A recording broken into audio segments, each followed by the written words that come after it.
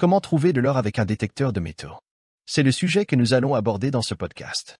Vous pouvez retrouver encore plus d'informations sur le site prospectiondeloisirs.fr, sans oublier de nous soutenir si ce contenu vous plaît. Chers prospecteurs, si vous souhaitez mettre la main sur de l'or natif, l'utilisation d'un détecteur de métaux est l'une des méthodes les plus simples.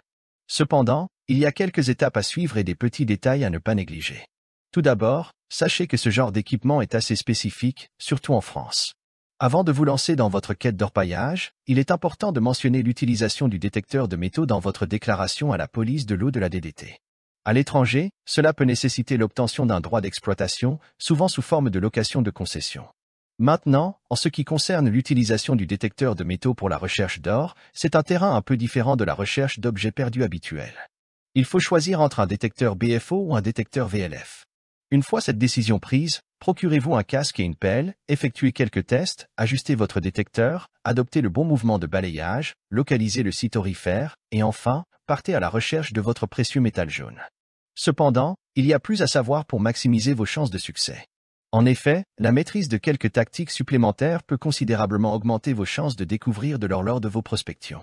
Alors, restez avec nous pour en apprendre davantage sur ces astuces qui pourraient bien faire la différence dans votre quête de l'or, tant convoité. Les chercheurs d'or, parmi leurs nombreux outils, utilisent souvent des détecteurs de métaux. Cependant, il est indispensable de comprendre que ces détecteurs ne sont pas toujours spécifiquement conçus pour la quête de l'or. C'est là que votre expertise entre en jeu. Apprendre à utiliser, régler et tester ces dispositifs avant de partir à l'aventure peut considérablement accroître vos chances de succès et éviter les déceptions dans les zones riches en minéraux. La première étape consiste à trouver le bon endroit. C'est souvent le défi majeur pour les débutants. Contrairement à d'autres outils, vous ne pouvez balayer qu'une petite surface à la fois avec votre détecteur. Concentrez-vous sur les zones où les cours d'eau ont un courant soutenu et un faible volume d'eau. Même si certains détecteurs sont étanches, ils fonctionnent généralement mieux lorsque la bobine peut balayer le sol. En tant que novice, il est conseillé de débuter dans des zones où la présence d'or a déjà été confirmée. Cela vous donne une longueur d'avance jusqu'à ce que vous acquériez plus d'expérience dans la prospection. Maintenant, parlons du choix du détecteur de métaux. C'est une étape importante. Ces appareils peuvent être très efficaces, mais il est essentiel de sélectionner celui qui convient à vos besoins et à votre budget. Si vous vous demandez quelle est la différence entre les détecteurs BFO et les détecteurs VLF, laissez-moi vous éclairer de manière simple. Commençons par les détecteurs BFO, ou oscillateurs de fréquence de battement. Bien qu'il ait été populaire par le passé, les détecteurs VLF plus modernes les ont surpassés en termes de préférence. Les BFO offrent deux modes de recherche, minéral et métal, produisant un signal visuel ou sonore lorsque vous balayez au-dessus de sols riches en minéraux ou en métaux. Ces détecteurs sont efficaces pour repérer la plupart des minéraux et métaux, mais ils peuvent être moins précis pour identifier les gisements d'or, sensibles aux interférences des sols fortement minéralisés entourant l'or. Passons maintenant aux détecteurs VLF, à très basse fréquence. Ils sont plus avancés technologiquement et peuvent différencier les gisements intéressants des terrains fortement minéralisés. Bien que moins chers que les BFO, les VLF sont adaptés à la prospection aurifère, éliminant les interférences potentielles. Cependant, maîtriser certaines compétences, comme le balayage du disque et les tests sur des concentrés d'or alluvionnaire, est nécessaire pour utiliser correctement les VLF. Certains modèles indiquent même si vous avez repéré un clou plutôt que de l'or. En ce qui concerne le choix entre détecteurs polyvalents et spécialisés, tout dépend de votre objectif. Si vous recherchez principalement de l'or, un détecteur dédié peut être idéal. Cependant, si vous explorez divers objets, un détecteur polyvalent pourrait être plus approprié. Peu importe votre choix, le calibrage et les tests avant l'excursion sont cruciaux. Un détecteur spécialisé élimine les interférences causées par des objets tels que les capsules de bière et les clous. L'or, bien que discret sur le détecteur, nécessite une attention particulière, car son signal peut être faible et facilement confondu avec d'autres sons. Lorsque vous chercherez de l'or avec un détecteur de métaux, vous allez faire face à quelques problématiques à relever, mais ne vous inquiétez pas, nous allons vous guider.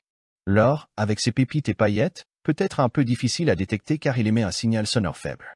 Les sols riches en minéraux peuvent également causer des interférences, compliquant encore davantage la localisation et la récupération de l'or par rapport à d'autres métaux. Pour augmenter vos chances de succès, en plus de choisir un détecteur spécialisé dans la recherche d'or, il est crucial de bien calibrer votre équipement. Cette étape est particulièrement importante dans des zones désertiques comme en Afrique ou en Australie. En France, dans les rivières aurifères, trouver de l'or natif avec un détecteur de métaux peut être un défi. Il faudra adopter une approche différente, en cherchant des zones à forte concentration de fer.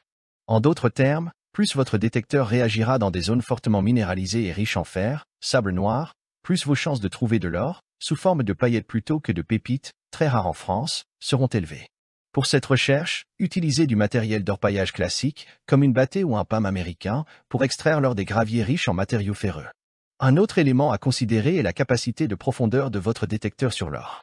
Assurez-vous que votre équipement est adapté au type de sol que vous allez explorer et gardez à l'esprit que la taille des pépites ou du gisement peut affecter la profondeur de détection. Des pépites plus petites doivent être proches de la surface pour être correctement détectées. En ce qui concerne le budget, l'achat d'un détecteur de métaux peut représenter une dépense significative, mais c'est une étape cruciale. Les prix varient de 200 à 8 000 euros, voire plus. Il est essentiel de choisir un investissement qui correspond à vos besoins et objectifs de prospection. Un détecteur de pointe peut être une bonne stratégie, mais assurez-vous de comprendre la géologie de la région pour en tirer le meilleur parti, surtout si vous êtes débutant. Si vous vous demandez quel détecteur de métaux choisir pour dénicher des pépites, c'est un terrain où les détails comptent. Imaginez-le comme trouver le compagnon parfait, il doit avoir les bonnes caractéristiques pour ce travail. Donc, pour partir à la chasse à l'or, votre détecteur doit être spécialisé. C'est comme s'il avait une oreille attentive à la fréquence de l'or, qui est généralement assez haute. De plus, il doit être capable de gérer les sols minéralisés, d'où l'importance d'un réglage de l'effet de sol. Et ne négligez pas la discrimination du fer, car l'or aime se cacher juste après lui sur la plage de conductivité ferreuse. Maintenant, une mise en garde importante, si un vendeur vous propose un long range locator, surtout changez de boutique. C'est simplement une escroquerie, autant investir dans une baguette de sourcier, cela sera plus gentil pour votre portefeuille. Venons aux meilleures marques pour traquer de l'or avec un détecteur. Minelab, une pépite australienne, est votre must-to-have pour des détecteurs spécialisés dans la recherche aurifère. Ils ont des options pour tous les budgets, de 300 € à plus de 6 000 €. Des noms comme Gold Monster 1000, GPZ 7000 ou Equinox 600 et 800 vont sûrement piquer votre intérêt. Garrett, une vieille connaissance dans le monde des détecteurs, offre également des joyaux pour les chercheurs d'or, notamment la T-Gold et la TX. Le dernier né, l'Axiom, avec sa technologie Ultra Pulse, fait fureur sur les terrains minéralisés. Nocta Macro, une marque qui ne se laisse pas distancer, propose des détecteurs fiables et abordables.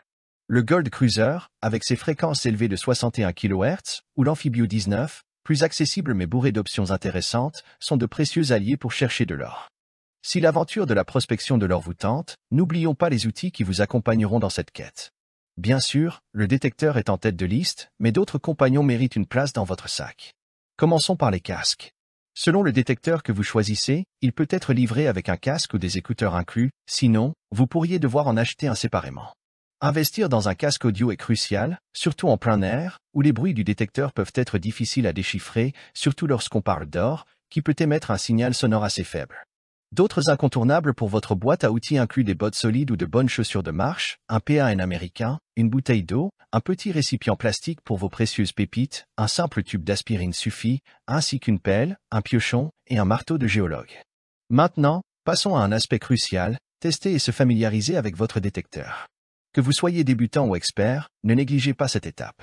Cela vous donne une idée des capacités de votre outil et vous aide à reconnaître les sons qu'il émet pendant vos recherches. Pour déterminer si votre détecteur peut vraiment dénicher de l'or, commencez par des tests à l'air. Passez le détecteur sur des dépôts de concentré minéral, sable noir, et prêtez attention au son qu'il produit.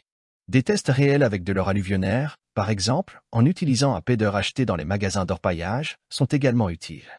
Placez des paillettes d'or sur une feuille de papier et observez comment le détecteur réagit. Ces exercices vous aident à comprendre à quelle hauteur du disque avec le sol pour détecter des pépites d'or en dessous. Ils vous montrent également comment ajuster le détecteur pour minimiser les interférences, surtout si vous utilisez des concentrés aurifères. Enfin, apprendre à régler votre détecteur est une étape cruciale. Même si vous avez déjà effectué la procédure de réglage, gardez à l'esprit que chaque endroit et chaque type de sol peuvent influencer le fonctionnement du détecteur. Bien entendu, prendre le temps de lire intégralement le manuel d'utilisation de votre détecteur est une étape importante, souvent négligée. Considérez-le comme une ressource précieuse pour maîtriser votre équipement. Les détecteurs de métaux sont des dispositifs électroniques complexes et une lecture attentive du manuel vous permettra de comprendre toutes les fonctionnalités et capacités qu'il offre. Un point à ne pas sous-estimer est le réglage du volume. Chaque détecteur a ses propres spécificités et il est essentiel de suivre les recommandations du fabricant. Pour la prospection aurifère, un réglage légèrement en dessous du seuil sonore audible, permettant un léger grésillement, peut faire toute la différence. Cela garantit que même les sons les plus subtils émis lorsqu'on passe au-dessus d'un gisement sont audibles. La sensibilité de votre détecteur est également intéressant à savoir utiliser et régler. Trouver le bon équilibre est délicat, mais c'est l'un des paramètres les plus importants pour éliminer les interférences causées par d'autres minéraux ou la minéralisation du sol. Des réglages excessivement élevés peuvent conduire à détecter des métaux sans valeur, donc un ajustement minutieux est nécessaire. L'équilibrage de l'effet de sol est une compétence clé pour les détecteurs spécialisés dans la recherche d'or. Il permet d'aplanir le seuil du détecteur sur des sols fortement minéralisés, rendant ainsi les petits bruits d'une pépite d'or audibles. N'oubliez pas de consulter votre manuel pour apprendre la meilleure façon d'effectuer cet équilibrage. Beaucoup de prospecteurs négligeant l'équilibrage régulier de leurs détecteurs, mais c'est crucial étant donné les variations des conditions du sol dans les champs aurifères. L'élimination des interférences est également un aspect essentiel. Évitez de porter des bijoux ou d'autres objets électroniques pendant la prospection, car ils peuvent déformer les sons captés par le détecteur. Bien sûr, il est primordial de comprendre les nuances liées à la discrimination de votre détecteur de métaux. La plupart de ces appareils offrent une fonction de discrimination, permettant de différencier les sons de l'or de ceux des déchets. Gardez à l'esprit que la discrimination est un outil efficace pour la recherche d'objets perdus, comme des pièces de monnaie dans un champ. Cependant, son utilisation dans la détection d'or peut être problématique en raison des variations des conditions du sol dans les régions aurifères. Les pépites d'or se présentent sous diverses formes, parfois enfouies dans des poches de minerais de fer ou de petite taille. Les déchets métalliques peuvent également avoir des caractéristiques similaires. Tester votre discrimination, expérimenter avec les réglages, et commettre quelques erreurs peuvent être la meilleure approche. Dans les champs aurifères ou les cours d'eau, où divers déchets métalliques sont présents, la discrimination peut être parfois nécessaire. Cependant, ces limites doivent être reconnues. Elle n'est jamais parfaitement précise, et il existe toujours un risque de ne pas détecter une pépite d'or identifiée à tort comme un déchet. De nombreux prospecteurs expérimentés préfèrent ne pas utiliser les fonctions de discrimination. Ils creusent toutes les cibles ou utilisent leur ouïe pour évaluer si une cible mérite d'être creusée. Cette approche, bien que plus intensive, permet de ne rien laisser au hasard. En ce qui concerne les disques de détection, chaque prospecteur peut choisir parmi une variété de formes et de tailles. Les disques plus grands détectent en profondeur, idéaux pour des zones fréquentées ou la recherche en profondeur. Les disques plus petits sont utiles dans des environnements encombrés de déchets. Quand il s'agit de la profondeur de détection, elle dépend de plusieurs facteurs, tels que la fréquence du détecteur, la minéralisation du sol, la taille et la forme du disque, ainsi que la taille de la cible. En général, trouver une pépite d'or à plus de 50 cm est techniquement improbable. La technique de balayage est tout aussi cruciale. Ralentir votre mouvement, écouter attentivement les signaux faibles et quadriller méthodiquement la zone sont des pratiques essentielles. En restant attentif à chaque centimètre carré, vous maximisez vos chances de découvrir des pépites d'or. Un quadrillage visuel peut également aider à couvrir toute la zone sans risque de manquer des endroits déjà explorés. Bien entendu, vous devez savoir déterminer avec précision l'emplacement de l'or avant de procéder à son extraction. Une fois que vous avez sélectionné la zone de prospection, que ce soit grâce à des documents historiques ou des cartes, vous devez localiser l'emplacement exact de la concentration de paillettes d'or. Le disque de votre détecteur, parfois d'un diamètre supérieur à 20 cm, peut couvrir une zone étendue, mais les techniques d'orpaillage peuvent vous aider à affiner votre recherche. Pour débuter, vérifiez si votre détecteur a repéré de l'or. Comparez le son de votre cible avec celui d'une pépite que vous avez en main pour confirmer la similitude. Balayez le détecteur de gauche à droite et d'avant en arrière pour déterminer où le son est plus fort. Soulevez soigneusement le détecteur vers le haut pour identifier l'emplacement exact, car la portée de détection diminue avec la distance. Lorsqu'il s'agit d'extraire et de récupérer l'or, cela peut devenir une tâche délicate. L'utilisation d'une pelle ou d'un piochon est nécessaire pour soulever délicatement la section de terre où vous estimez que se trouve la pépite. Si vous êtes près d'un cours d'eau, transférez les matériaux dans une bâtée en plastique, en évitant de créer des turbulences qui pourraient enfouir davantage les pépites dans le sol. Dans les zones désertiques, l'extraction est plus simple. Creusez tout autour de la cible, à 5 ou 10 cm de profondeur, pour éviter d'endommager la pépite. Utilisez un piochon pour extraire délicatement les pépites. Scrutez la terre déplacée avec votre disque pour vérifier si la pépite est toujours dans le trou ou à l'extérieur. Il est primordial de respecter les réglementations lors de la recherche d'or avec un détecteur de métaux. Pour prospecter en terre intérieure, obtenez l'autorisation écrite du propriétaire du terrain et soumettez une demande au service en charge de ce genre de démarche pour la recherche minière.